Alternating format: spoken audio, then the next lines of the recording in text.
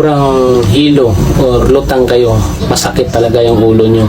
So masakit ang ulo pag sobrang stress, sobrang pag-iisip. Mamanhid itong batok ninyo ito. Iniisip muna para kang mababaliw. Sintomas ng sobrang stress. Mayroon po akong 8 na mga sintomas ng sobrang stress. Kasi ito, paliwanag ko po sa inyo, parang may pagkakahawig po kasi ito sa disorder, sa mga anxiety disorder, mga ganun. Pero ito naman, kadalasan, pag stress ka, ang mga nararamdaman mo, karamihan, nasa taas, nasa bandang ulo, hanggang dito sa balikat. Yan. Bali, number 1 po dyan, masakit talaga yung ulo nyo. So masakit ang ulo pag sobrang stress, sobrang pag-iisip, sobrang pag-aalala po kasi yan. Kaya sumasakit ang ulo. At saka yung pangalawa po, sobrang hilo or lutang kayo. Hindi ka makapag-focus sa mga iniisip mo dahil nahihilo ka, parang na-out balance, parang nasusubsob, parang ganun din po yun sa anxiety disorder. Para kang yung parang nawawala ka sa tamang pag-iisip, mga ganun. Kaya ka nahihilo. Tapos yung parang imbalance ka, kaya ka nahihilo. Kasama po yan sa sobrang stress. Saka yung pangatlo natin, mainit po yung ulo nyo o naging magagalitin. Konting dahilan nagagalit ka, mga ganun. Mahirap talaga pag stress kasi mainit talaga ang ulo. Kasama po yun sa mga sintomas niyan. Yung pang-apat naman po, yung parang pansin nyo, namamanhid itong batok ninyo ito.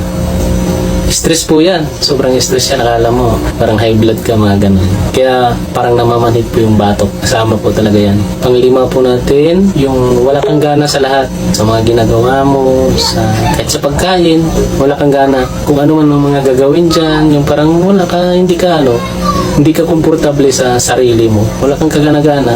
Unang-una sa pagkain, parang wala kang gana kumain kasi stress. Kasama po yun sa mga sintomas niya. Yung pang-6 po, yung parang iniisip mo na parang kang mababaliw. Yung iniisip mo na, yung parang nabablangko, gano'n, nababaliw, parang mababaliw ka, mga ganon. Yung parang nawawala yung iniisip mo, mga ganon. Kasama po talaga yan sa sobrang stress. Kaya ipapaliwanag ko sa inyo maya kung bakit kayo nagkakaganon. Pang-7 po natin yung parang feeling mo, parang akala mo, high blood ka. Kasi di ba nga naman, pag masakit kasi ang batok mo, tapos masakit ang ulo, tapos nahihilo, hindi feeling mo yan, parang high blood ka, yung parang kang may stroke, mga ganon. Yan ang feeling high blood, yung parang atakihin ka.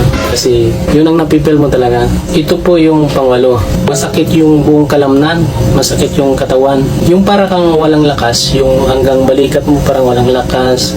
Hindi mo to yung walang lakas na yung mga yung mga braso. Tapos hindi ito nabiro niya yung dito sa may likod, parang masakit. Yung simula dito sa may batok, masakit yan. Yan talaga ang ng stress. Kasama po talaga yan sa stress. Yan po yung 8 na napagdaanan ko dahil sa sobrang stress hanggang sa nagka-anxiety, hanggang sa nag-disorder, hanggang sa marami ng nararamdaman, sobra-sobra pa. Kasi pag disorder, halos lahat-lahat na kung anong maiisip mo, kung anong mangyayari sa'yo. Pag naisip mo yun, talagang lalabas yung mga sintomas. Ganun kasi pag anxiety disorder na. Pero itong topic pa lang natin, sa stress pa lang ito. Kaya yun ang mga pinagmulan. Kasi sobrang kaiisip mo, sobrang pag-alala mo. Ikaw ba naman, unang-una kasi dyan yung pinag-aalala mo, yung sa sobrang mong mga nararamdaman, masyado mong, parang doon ka lang nakapokus. Kaya nagkakaganoon. Kaya yung mga sintomas na yan lumalabas dahil sa sobrang pag-iisip talaga. Nag-aalala ka kasi. Yun yan ang mga pinagmumula ng stress. Pero napakadali.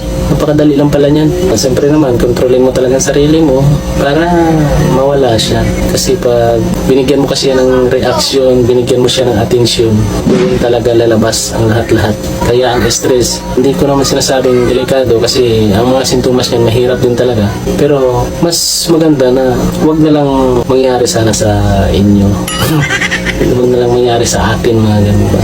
Ako napagdaanan ko yan. Normal naman talaga may stress yung tao.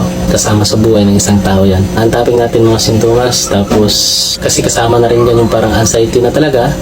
Yun pa rin yung marami po ako mga videos dyan na makakatulong po sa inyo. Panoorin nyo na lang po. Libre naman po yan. Sana makatulong tong video nito. Huwag kayong mag-alala. Walang mangyayari sa inyo. Kung ako sa sobrang stress ko dati na di-depressed pa, anxiety disorder pa, pero wala naman nangyari sa akin. Ito. Diba malakas Kuya James? naglalaro kami lagi, di ba? Nagagawa ko na lahat ng gusto ko. Sa mga baser ko, meron tayong mga baser na mababasa. Ayan, sige, subukan niyo Kuya James makipaglaro pero sa akin. Kung gusto niyo makipag-inuman, go ako sa inyo para malaman natin talaga or maniwala kayo na wala na akong ibang nararamdaman. Siyempre, ang takot, nandiyan na talaga yun. Natatakot rin talaga ako minsan. O nagugulat, kinakabahan. Yun lang yun. Normal na talaga yun sa tao. Pero sabihin natin na yung mga disorder ko dati na sobrang hilo na yun, ano man, mga hirap sa paghinga, bali na wala na rin po yan.